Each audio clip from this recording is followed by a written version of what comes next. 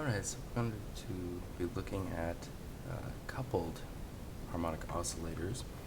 Alright, so these are two masses, and they have a spring in between them, and then a spring on each end, which are fixed to these walls. And we're going to be kind of finding the equations of motion of this system. So let's start with Newton's law. So I guess first we need to use some coordinates for these two masses. I'm just going to say, just to illustrate this, let's just say that the equilibrium position of the two masses, if they were not moving at all, if everything is settled down and stopped, let's just say that here's the equilibrium positions of these two. So I'm going to call this x1 sub 0 and x2 sub 0. Okay, that's a little weird. I should have used a superscript or something, but here is, we won't need those anyway, so it doesn't matter. The current position of the two masses, we are just going to call x1 and x2, all right? But these positions are defined relative to the equilibrium positions. So right now, the way I've drawn this picture is they're both pushed this direction from where they would be, so this isn't like the static case. They're displaced and they'll be coming back or something, all right? So okay, so now that we have our two coordinates,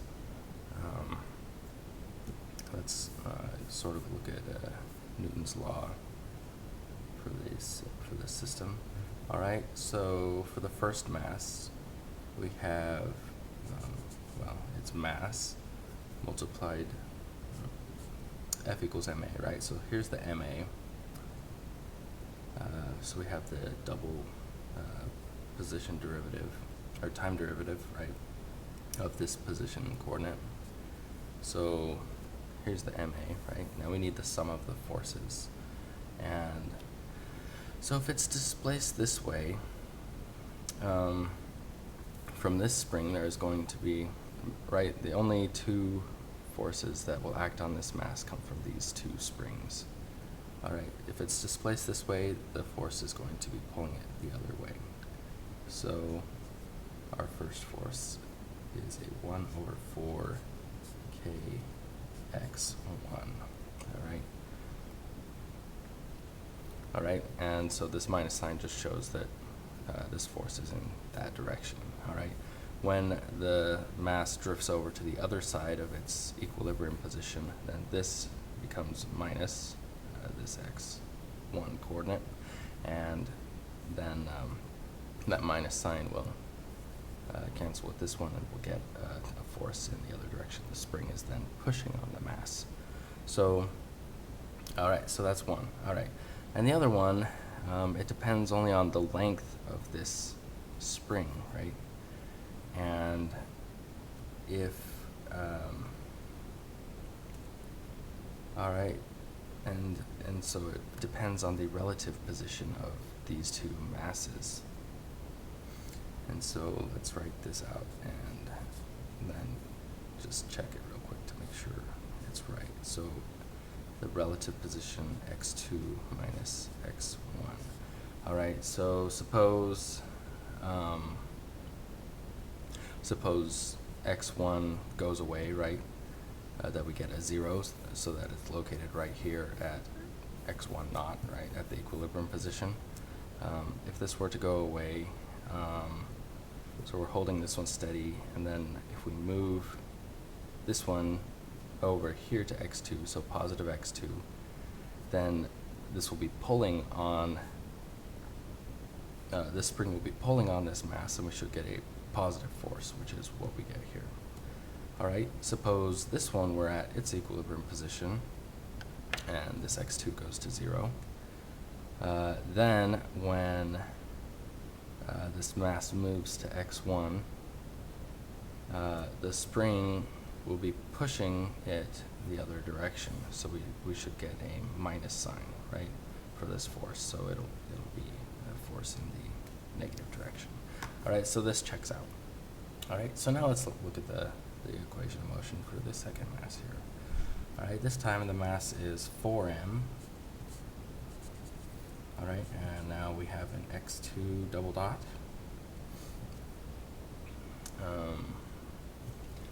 Let's start with this spring, why don't we? Well, this force is just going to be exactly the same as what we found for this one, except it will be in the other direction. So we have a minus k x2 minus x1. Okay, all right, and now we find the force from this spring.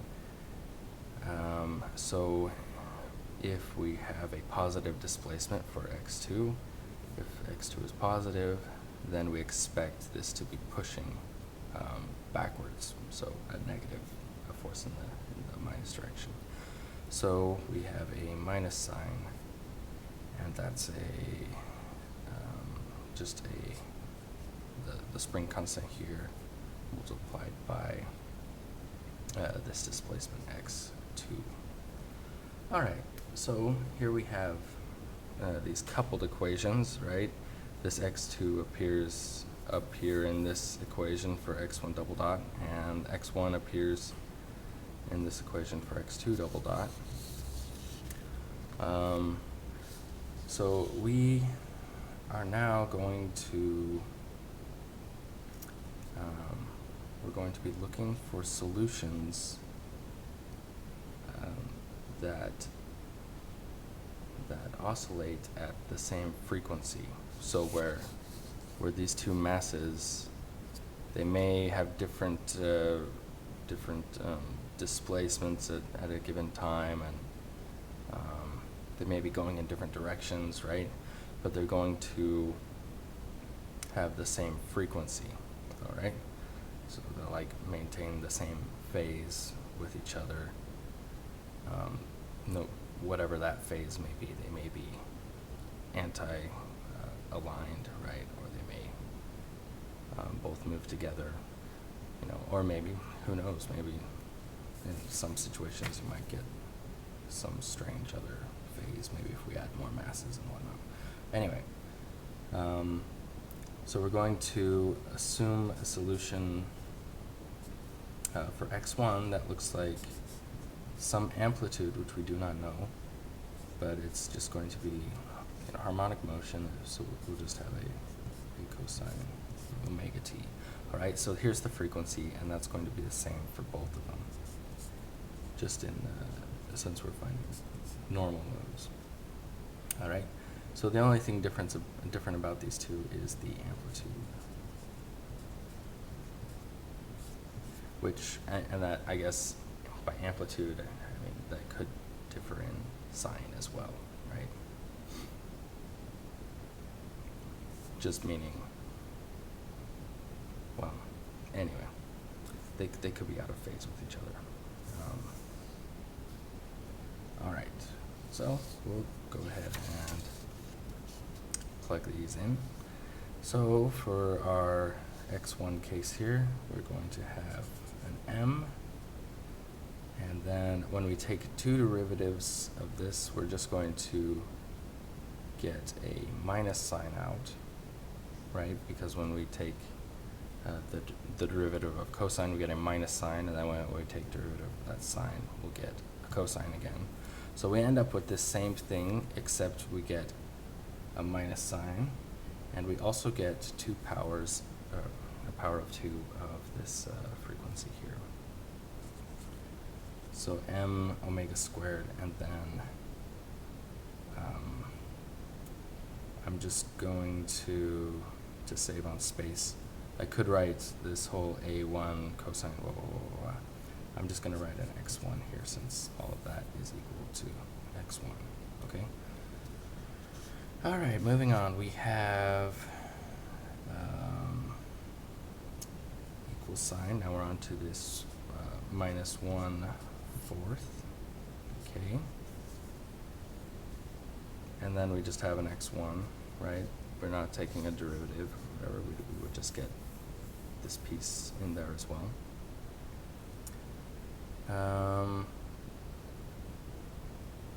Yeah, maybe I should have written these out, but whatever.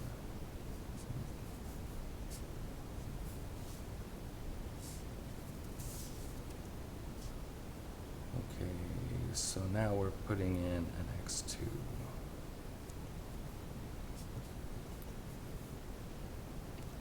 Minus x1. Well, all I did was copy that over. All right, but what happens when we were to, let's just say we were to plug these in, right? Say I had written this all out. We would get, see there's 1 power of x1, 1 power of x1, there's an x2 and an x1. They all have cosine omega t, so that part would divide out. And all we would be left with are these amplitudes, a1 and a2. All right, so I'm just going to do that. Anytime I see an x1, I'm going to replace it with an a1, and when I see an x2, I'll replace it with an a2.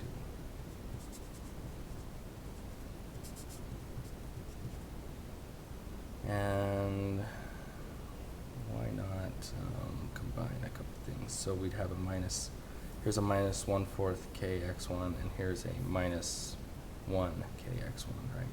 So together we'd have a minus 5/4 k, and then instead of x1, I'm going to write a1, all right? And then we have just this plus k and an a2. All right. So that is our first equation right here. Once we substitute these solutions in, let's go ahead and do the second one real quick. And we know what's going to be happening. It's similar stuff to before. So rather than write out the x1s this time, I'll just use the a's, right? So again, from this double derivative, we'll get our minus sign. And we have a 4m this time, and again we're going to pull out our omega squared, and right, then we just need to write an a2. Okay, and then over here, if we combine this minus x, or this minus kx2 and this minus kx2, we just get a minus 2 kx2, right? So minus 2k, and then again, instead of writing an x2, I will write an a2, because we put this in and then all the cosines divide out, and so that's what we're left with. All right, and then we have this minus sign and this minus sign give us a plus kx1. So plus k a1. All right. All right. So let's see how we are now. We are going to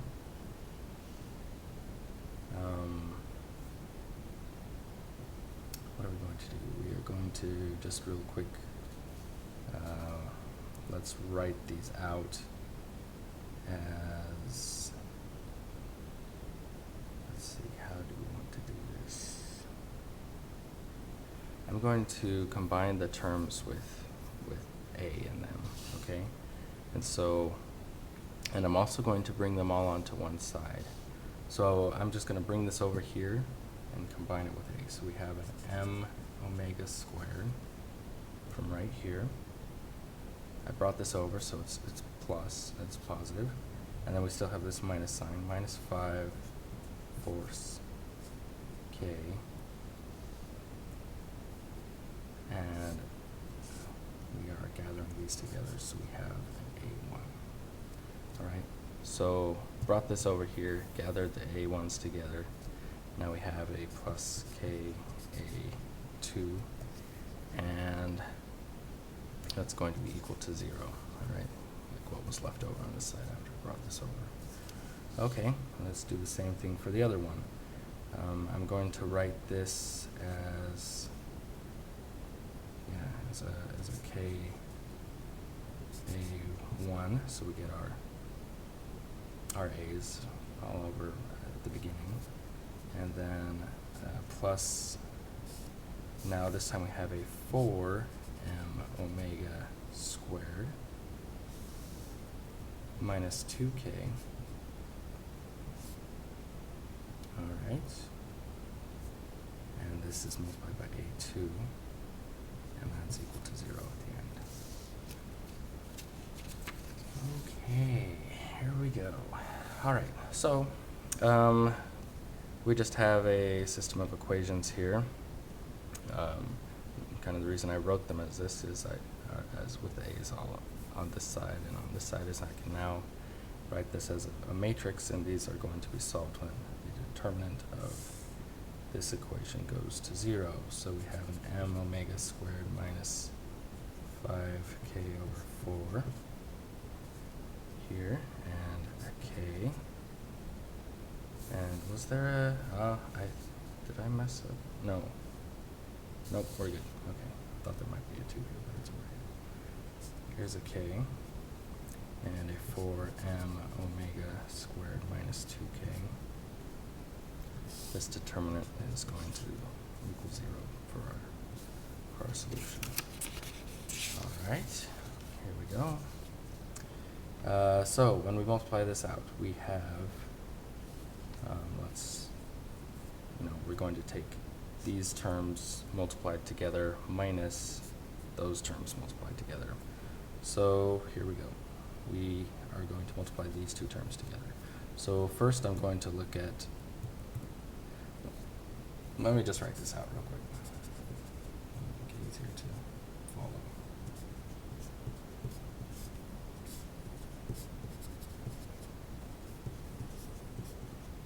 Alright, so there's this product, and then we'll minus or subtract off k squared from this diagonal. That's equal to 0. Alright, here we go.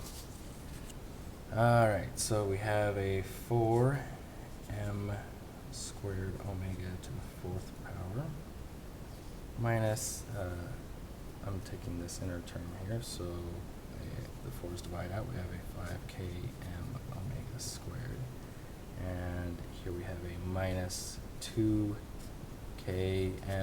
omega squared, and then here on the end we're going to have a minus 5 halves. Right, this 2 and this 4 are going to divide. All right, 5 halves k squared, and then this minus k squared. All right, so oh, and this is not a minus. What am I doing? Minus and a minus gives a plus here. Okay. All right, so we are left with a 3 halves k squared in this term right here once we do the subtraction. Let me just do that now. I'll just cross this out and write 3 halves, okay? All right, now I'm just going to multiply everything by 2 to get rid of this fraction, just because. And I'm also going to write this first term like that. So I multiply by 2, and then I factored out this square part. And here we have a minus 5 and a minus 2, so that's a minus 7. We're multiplying by 2, so we have a minus 14 k m omega squared. And then over here we have this 3 halves, which is now just a 3. All right, so when we do this, we're now going to factor this equation to find the zeros, right? So we have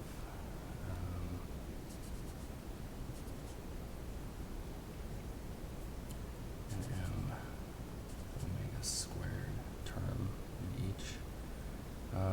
We have this minus in here, so we're going to have a minus sign. And there's going to be a k and a k. All right. And then we need to have the 14 come from the factors of 8 and the factors of 3. Well, we can only do a 1 and a 3 for this, right? So let's just put the 3 here. All right, so there's a minus 1k and minus 3k. That'll give us this 3. And now,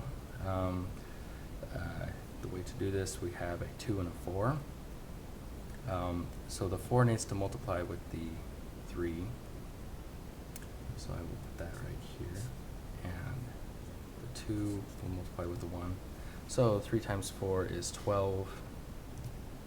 So minus 3 times 4. So minus 12, and a minus 2 gives minus 14. So here we go. All right, so our two solutions of this equation are when,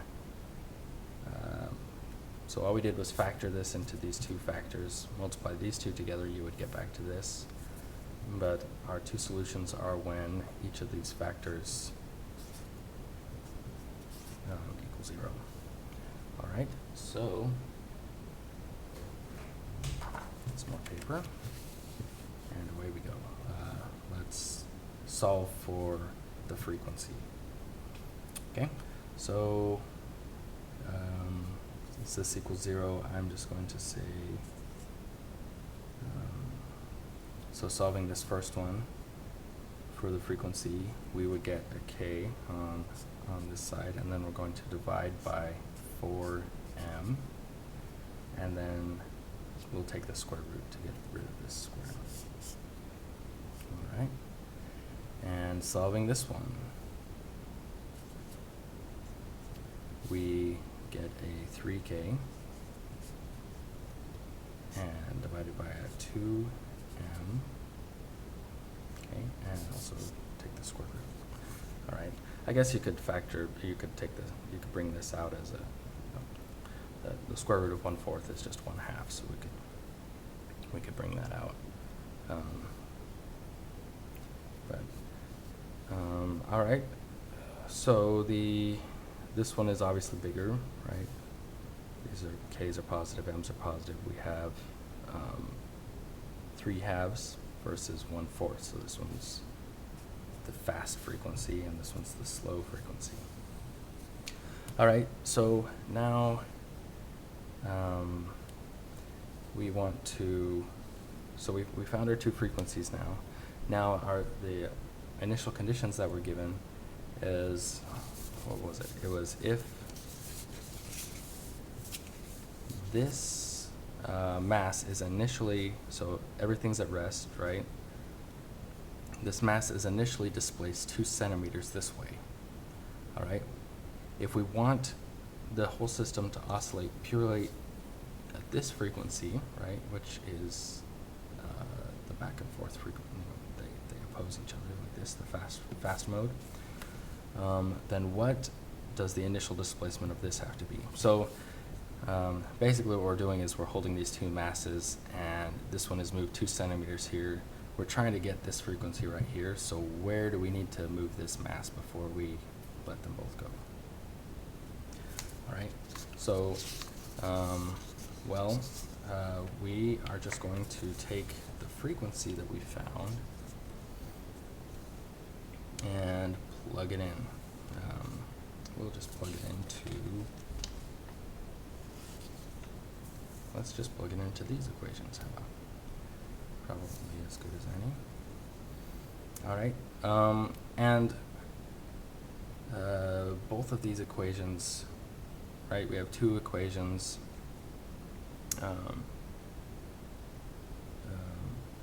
But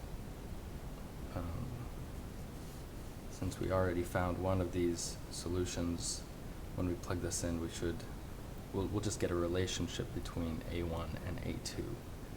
All right, so just up to a normalization factor. So we should only need one of these equations to do this. All right, and then if we plug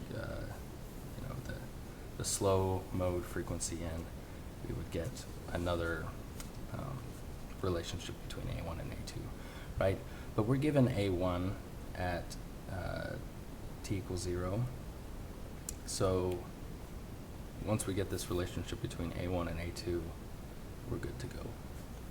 All right, so plugging this in, we have an M, all right, and then we are going going to square this for this omega squared right here. So we have a 3k over 2m. All right, minus 5 force k. And this is multiplied by a1 plus k a2 equals 0. All right, here we go. So this m is going to divide out with that one. We have a 6 force right here minus a 5 force, so we're just going to have a 1/4. And the k is the same in all three, and we'll just divide that out. So what we're left with is a 1/4 a1 plus a2 over here is equal to 0. All right, so a2 is equal to minus 1/4 a1. And this is all we need, because we know that the original, right, when we look at our, at t equals 0, this cosine is going to equal 1, and we'll just have these two, right? And we know then that we're given this initial displacement of 2 centimeters. So a1 at when t equals 0, cosine equals 1 again, so a1 has to equal 2 centimeters. So let me just write that here. So a1 equals 2 centimeters. Therefore, using this relationship, we divide this by 4 and multiply by -1, right? a2 has to equal -1/2 centimeter. All right, so there we go. We've solved it.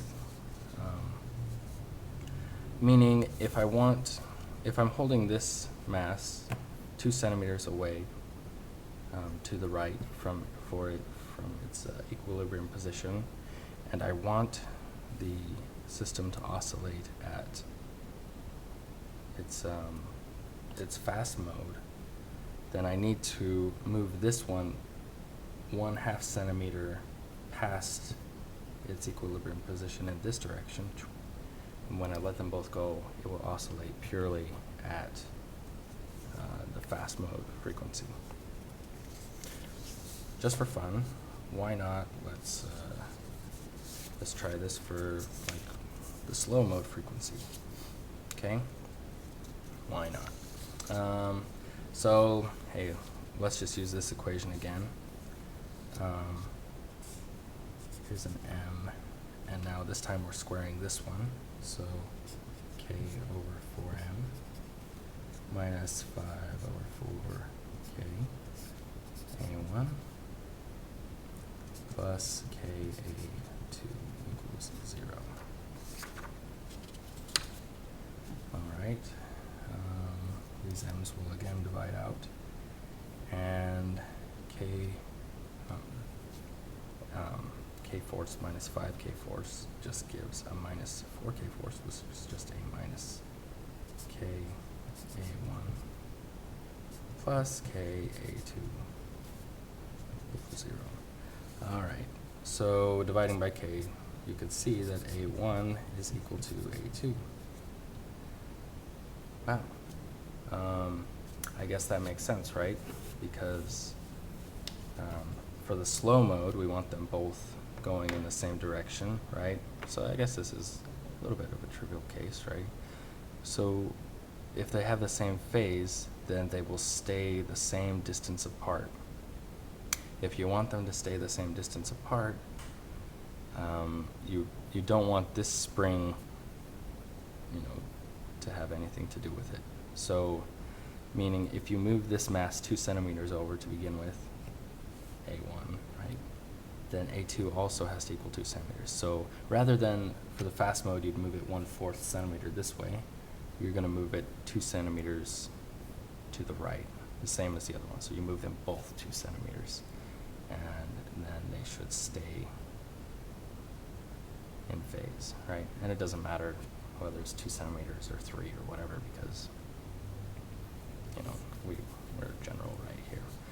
All right, assuming small oscillations, whatever, you stay within your Hooke's law regime and all that. So there we go.